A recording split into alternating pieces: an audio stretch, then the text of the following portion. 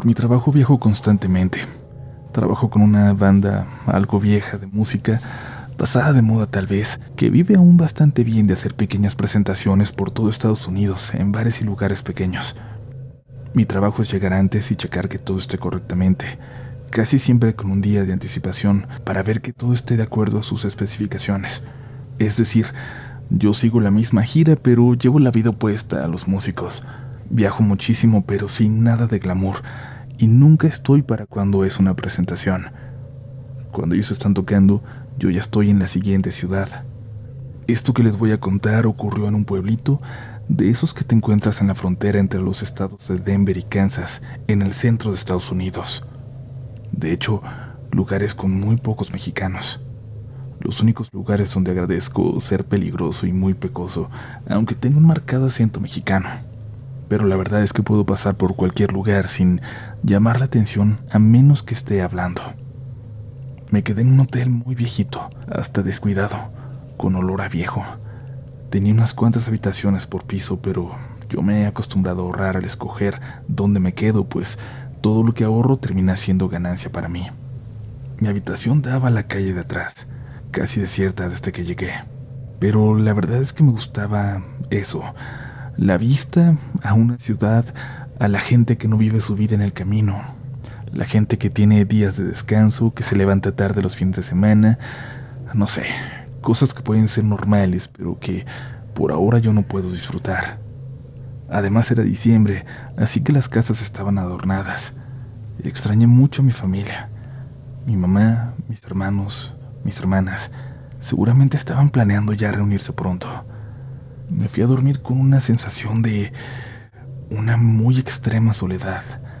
Han de ser el único huésped en el hotel, y es que no había visto a nadie más que al señor malhumorado que me registró. Iba a dejar mis cosas en el armario frente a la cama, pero de él emanaba un olor a guardado, a humedad bastante horrible. Así que dejé todo en la maleta junto a la cama.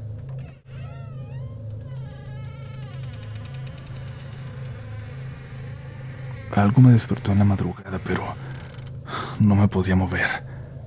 Escuché cómo alguien salía del armario. Abrí los ojos, pero el cuerpo no me respondía. Maldita sea, pensé. Bonito lugar para tener la primera parálisis del sueño de mi vida. Estaba listo. Sabía que no tenía que preocuparme, que todo era una pesadilla, que mi cerebro seguía soñando, pero se veía sumamente real.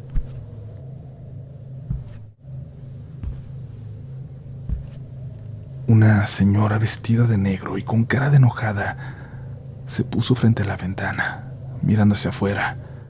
Había salido del armario. Recuerdo que incluso en el sueño entendí que seguramente el mal olor que había en él me había provocado imaginar algo así, un fantasma, un espíritu saliendo de ese lugar. Mi respiración se aceleró y la mujer al parecer pudo escucharla. Volteó a verme. Sonrió. Sonreía, pero sus ojos seguían enojados, así que la sonrisa no pareció realmente amigable. Al menos no la sentí así.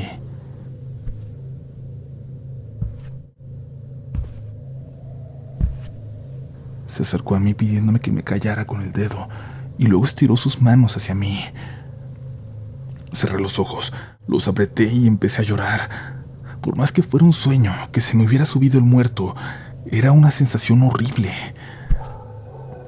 Pero no me tocó. Escuché que regresó al armario y cerró la puerta.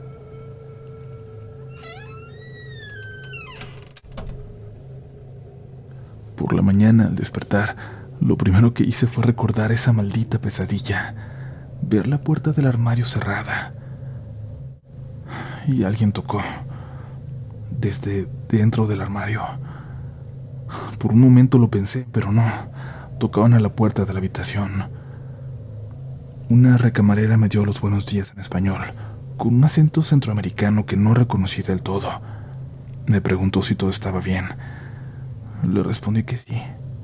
Ella dio un vistazo hacia adentro. Me preguntó si iba a querer limpieza y le dije que no, que estaba por dejar el cuarto. Sonrió como con tranquilidad y me dijo que estaría en el pasillo si necesitaba algo. Tomé mis cosas porque algo me hacía querer salir de ahí, y me dispuse a abandonar la habitación y seguir mi camino, en lugar de ir primero a desayunar como siempre. El mismo gringo malhumorado que me atendió la noche anterior, esta vez me saludó con una sonrisa. Hola, buenos días. ¿Cómo estás? ¿Cómo dormiste? ¿Todo bien? Le dije que sí. Lo único que quería era irme.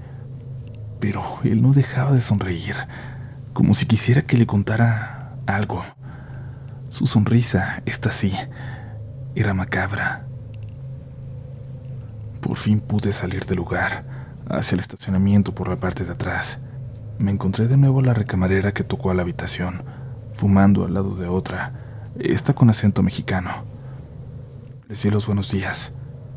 El frío me hizo acercarme a pedirles un cigarro, aunque tenía meses sin fumar. Nos preocupamos porque te dieron el cuarto de la vieja. Siempre que vienen mexicanos los manda para allá. Perdón, les respondí, sin entender del todo lo que me acababan de decir. ¿No te despertó en la madrugada? La señora que se escucha en el armario. No, nada. Dormí muy bien, les dije. Las dos me sonrieron mientras apuraban el cigarro, como si no me creyeran. Me dijeron que tuviera buen camino, mientras entraban de nuevo a trabajar. Yo subí a mi carro y no quise decirlo, no quise ni pensarlo, pero en ese momento supe que aún no he vivido una parálisis del sueño, que lo que pasó esa noche fue otra cosa, fue real. Hola Uriel, soy una fiel seguidora de tu canal y esta vez fui yo la protagonista. Mi historia es un poco larga, pero espero que les guste. Fue una noche de octubre, justamente 2 días antes de la noche de brujas. Me encontraba con mi pareja viendo películas. Se nos fue la tarde tan pronto que no vimos la hora hasta que nos dio hambre, así que decidimos salir a comprar algo para cenar. Nuestra casa tiene un departamento en la parte de arriba, del cual las escaleras están pegadas a la pared justo en la entrada del portón. Nuestro auto se encontraba en el garage, justamente en la parte de atrás, un garage muy grande. Las luces estaban apagadas y solo encendimos la de la parte donde estaba el auto. Salimos de la casa. Mi pareja se dirigió al auto y yo hacia el portón para abrirlo. Y justo ahí, mientras caminaba hacia él, sentí algo extraño en todo mi cuerpo, como si algo me llamara, como si algo me hiciera voltear hacia las escaleras. Al hacerlo vi algo que no era muy claro al principio, una oscuridad profunda que estaba subiendo por ellas. La única forma de explicarlo es que era algo más oscuro que la noche. Le grité a mi pareja que había algo ahí, algo estaba subiendo, pero él no vio nada. Me preguntó qué era y yo no le pude decir, solo me quedé paralizada. Él se acercó a mí para tranquilizarme, pero justo en ese momento escuchamos un rechinar en el carro, como si algo pesado se hubiera puesto sobre él.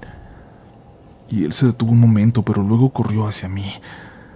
Aunque quería tranquilizarme, de pronto el miedo se sentía en el ambiente. Lo sentíamos los dos. Sentí que las piernas se me empezaban a dormir. Empecé a sentirme entumida y le pedí que por favor saliéramos de ahí.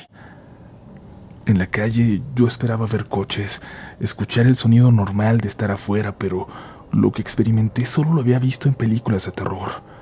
No sentía el viento, no escuchaba el sonido de los autos. Fue como si el tiempo se detuviera. Mi pareja salió conmigo intentando tranquilizarme y decidimos mejor caminar y buscar algo de comida ahí cerca. Queríamos distraernos, ver vida, algo que nos devolviera la normalidad. Pero nunca nos imaginamos lo que nos esperaba al volver. Habíamos logrado olvidarnos un poco de lo que pasó. Ya no íbamos pensando en eso al menos, pero al abrir la puerta, al fondo del garage, estaban 2 sombras largas, muy altas. Pero solo eso, sombras.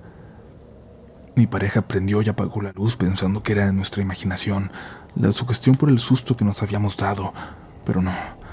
Las sombras estaban ahí también cuando prendía la luz. Lo peor era que cada que volví a encenderla, parecían acercarse más y más. Salimos corriendo y esa noche dormimos con mi mamá. No volvimos a tener esa sensación ni a experimentar nada raro. La casa no está embrujada. Es muy extraño. Es como si eso hubiera ido pasando por ahí y tuvimos la mala suerte de mirarlo.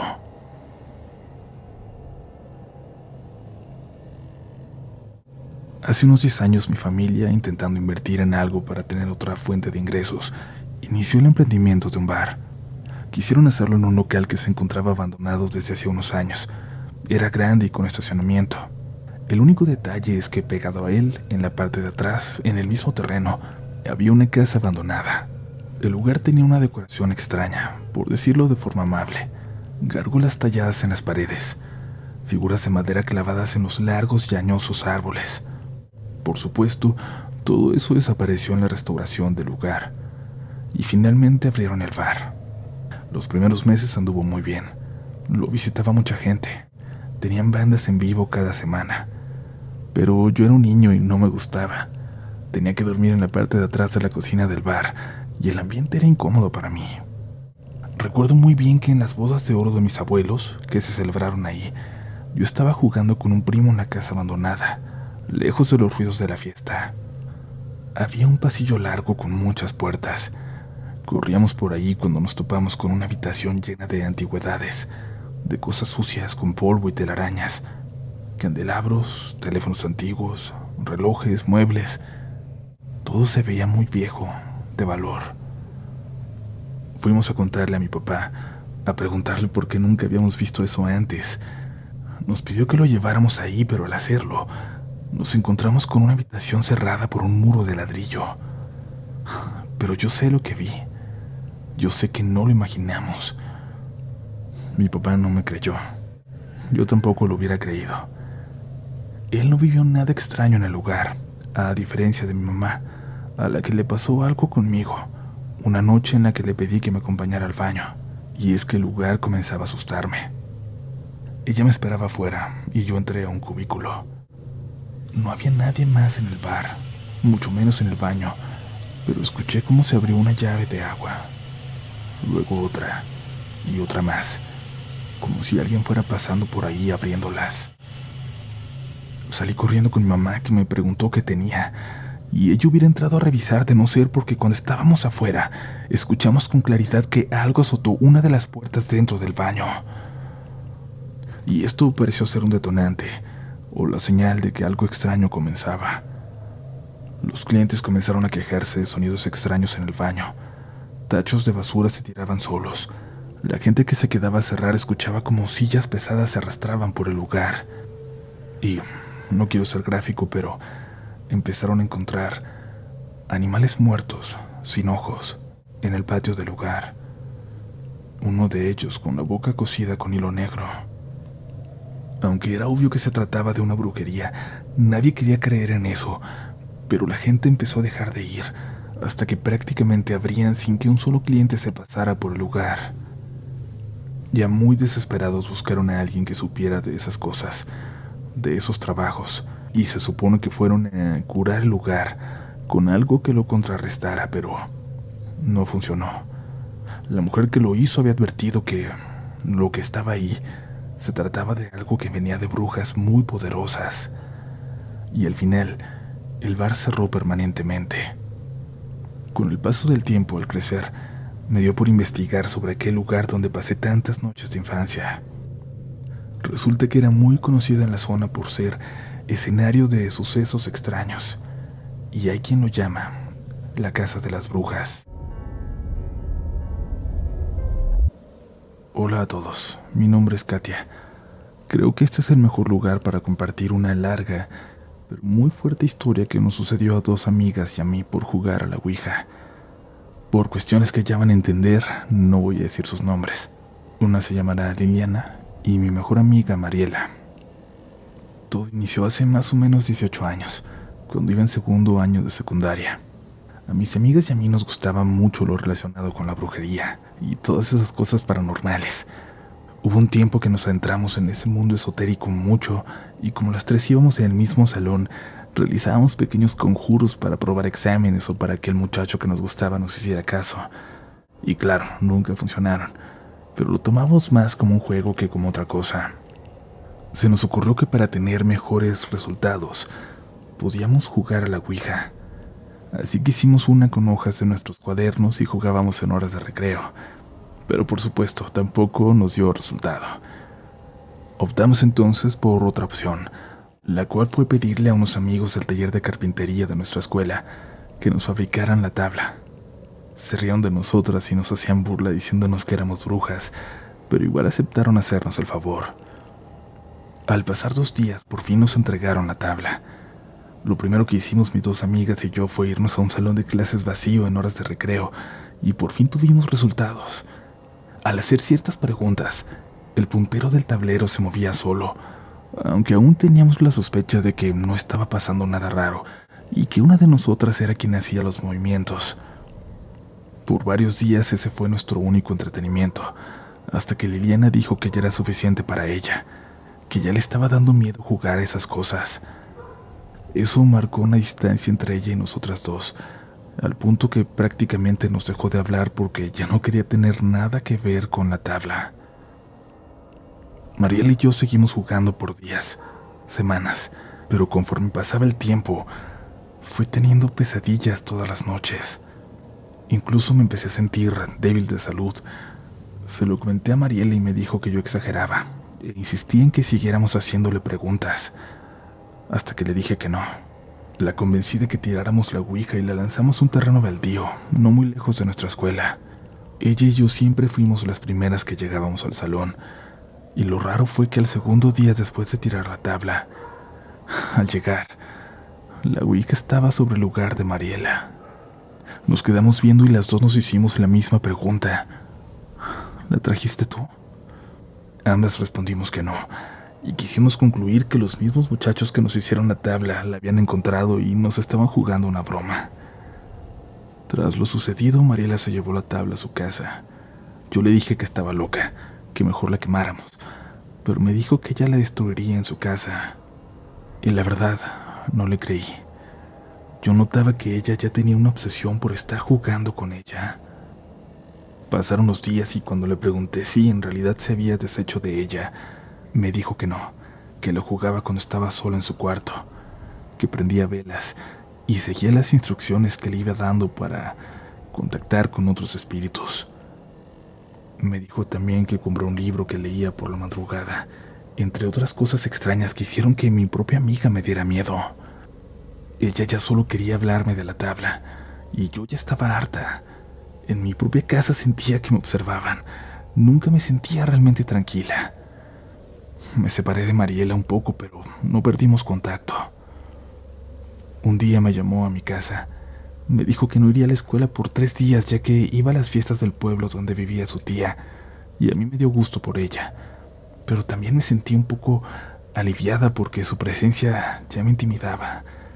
Yo sentía a Mariela diferente conmigo y con todos, como perdida en otro mundo. Lo raro fue que pasó una semana y Mariela no regresaba a la escuela. Tampoco se había comunicado conmigo y eso me preocupó. Incluso Liliana, la amiga que nos había dejado de hablar, se acercó a mí y me preguntó qué había pasado con Mariela, que por qué ya no había ido a clases. Le dije la verdad, que no sabía, que me había dicho que sería solo 3 días. Entonces me dijo que durante el tiempo que no habíamos hablado, ella sentía presencias en su casa. Veía sombras de reojo que se movían por su cuarto. Tenía pesadillas como yo. Le dije que yo también y nos dio tanto miedo que nos olvidamos de que estábamos molestas y andábamos juntas todo el tiempo. Ese mismo día cuando llegué a mi casa, pasó algo que hasta el día de hoy me da escalofrío recordar. Eran las 7. Yo hacía tarea cuando timbró el teléfono. Contestó mi hermana y me gritó que me hablaban. Me dijo que era Mariela. Contesté intentando que sonara de lo más normal. Nos saludamos, y antes de que pudiera preguntarle por qué no había ido a la escuela, me dijo: «Hoy te vi cuando fuiste a la tienda.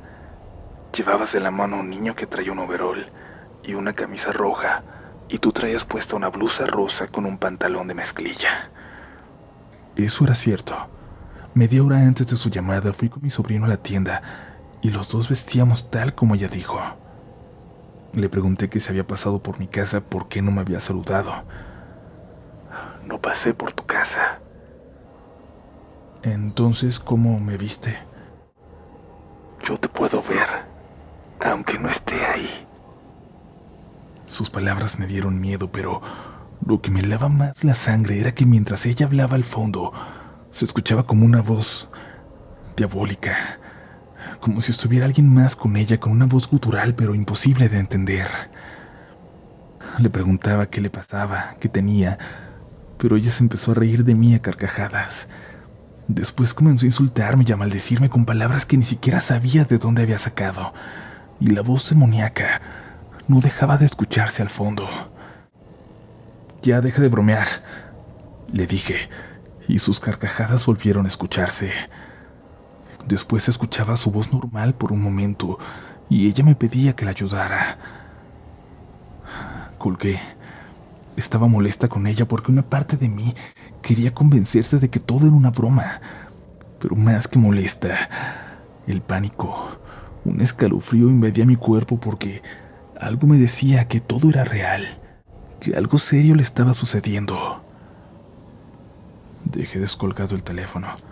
Le dije a mis hermanos que si me volvía a marcar Mariela, no me la pasaran, que estaba muy rara. Dieron las 10 de la noche y de repente me dieron muchas náuseas sin explicación. Corrí al baño y vomité algo de color negro. Uno de mis hermanos me acompañó porque hasta este punto me daba mucho miedo estar sola. Y él estaba igual de confundido que yo. Me preguntó qué diablos había comido como para haber vomitado así. Y no había comido nada raro. Peor aún, yo sabía que algo no estaba bien. Al día siguiente volví a la escuela y a media clase llegó alguien. Le dijeron a la maestra que si podían hablar conmigo. Me saqué de onda porque cuando salí del salón vi a la mamá de Mariela. Su cara denotaba preocupación y me preguntó a qué habíamos estado jugando Mariela y yo. Le dije que a nada, pero tenía tanto miedo que mi cara delató descaradamente que mentí. Me volvió a preguntar y entonces le confesé que habíamos estado jugando a la ouija, que Mariela estaba muy rara. Me dijo algo que nunca podré olvidar. Voy a pedirte que no hables más con Mariela. No es ella. Entonces la señora me platicó lo siguiente. Me dijo que cuando Mariela se fue con sus tíos a las fiestas, se llevó una mochila donde al parecer llevaba la tabla y un libro. La casa de sus tíos es un rancho donde tienen vacas, y ahí en uno de los corrales salió en la madrugada a jugar.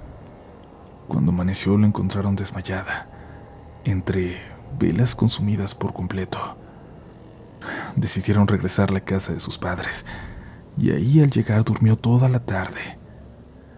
Al anochecer sus padres aprovecharon que seguía dormida para salir a comprarle medicamentos. Tan solo fueron a la farmacia a la vuelta, pero al volver, la casa estaba abierta. Los sillones estaban rotos, la mesa volteada, los cuadros de las paredes rotos. Parecía que un huracán hubiera pasado por ahí. Pensaron que alguien se había metido a robar, pero el perro, un perro grande y bravo que tenían, lloraba de miedo escondido en una habitación. Mariela no estaba. La buscaron por todas partes y al final la encontraron porque siguieron su risa. Estaba arriba de un árbol enorme que tenían en el patio. Parecía un animal salvaje que gruñía y hacía ruidos extraños que no parecían humanos. No podían bajarla, pero ella después de un rato cayó al suelo desmayada.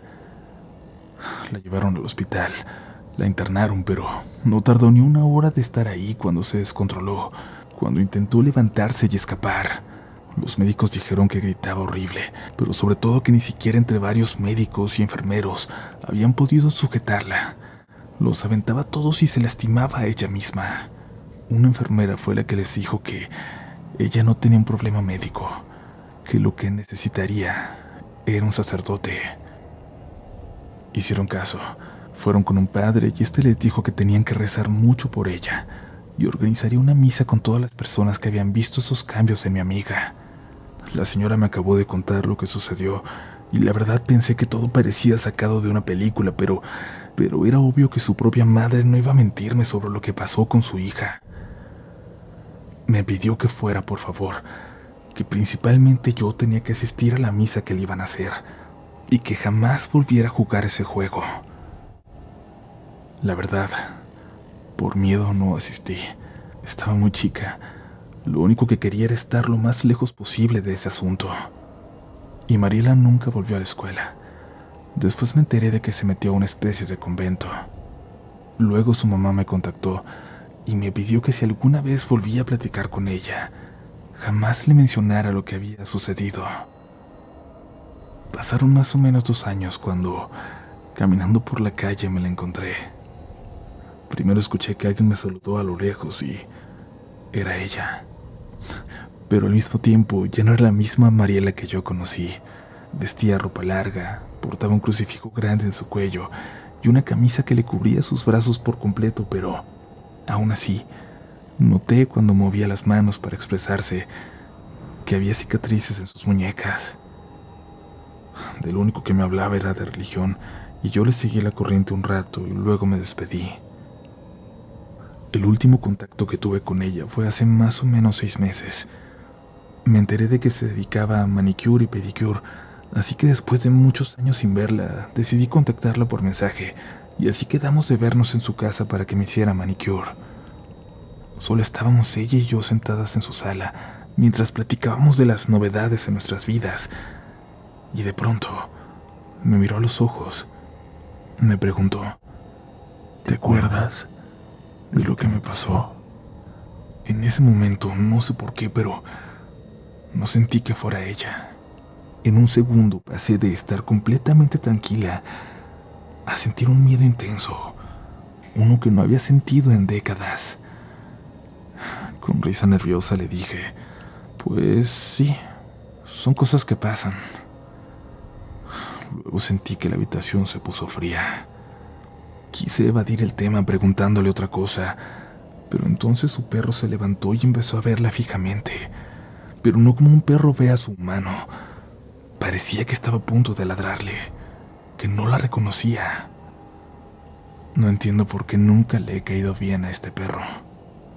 Se quedó mirándolo y yo rápidamente intenté preguntarle otra cosa. Al hacerlo pareciera que la hice volver a sí misma y seguimos platicando como si nada, pero busqué una excusa para irme pronto. Hoy pienso que Mariela siempre seguirá siendo mi mejor amiga, aunque no estoy segura si ella realmente sigue siendo ella.